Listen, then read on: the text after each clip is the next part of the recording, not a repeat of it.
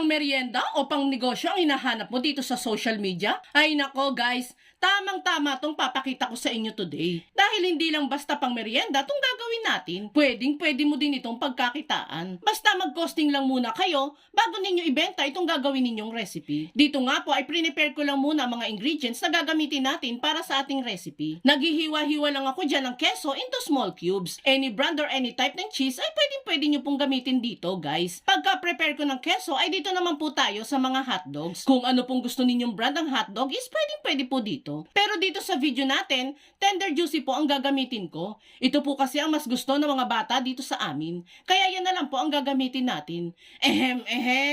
Tender juicy. Bekenemen. Once okay na nga itong mga hotdogs, ay dito naman tayo sa mga ham. Mumurahing ham lang naman po ang gagamitin natin dito guys. Pero masarap naman po yung lasa nito. Bali, hahatiin ko lang po yan sa gitna at pwede na tayong magluto. Bali dito guys, lulutuin ko lang po saglit itong mga hotdogs at ham. Mas mainam po kasing maluto muna ito para po sure tayong hindi sasakit ang tiyan ng ating mga chikiting. Once nga na mainit na yung mantikang inilagay natin sa kawali, ay pwede na nating lutuin ng bahagya ang ham at hotdog. Mga 2 to 3 minutes lang po natin yan lulutuin dito. And once nga na maluto na ng bahagya, ay pwede na natin yang hanguin. Next step naman na gagawin natin dito is tutuhugin lang natin sa bamboo stick ang keso at hotdog. Kahit ano naman po ang mauna dyan is okay na okay lang din po. At kung nakaabot ka sa part ng video natin ito, it means na interesado ka sa merienda recipe na sinishare natin today. At kung sakali pong magugustuhan mo ito, pwede po bang pusuan mo naman ang video natin? At mag-iwan ka na din po ng comment na, I love this merienda recipe. Maraming salamat po. And once nga na matuhog na ang hotdog at keso sa stick,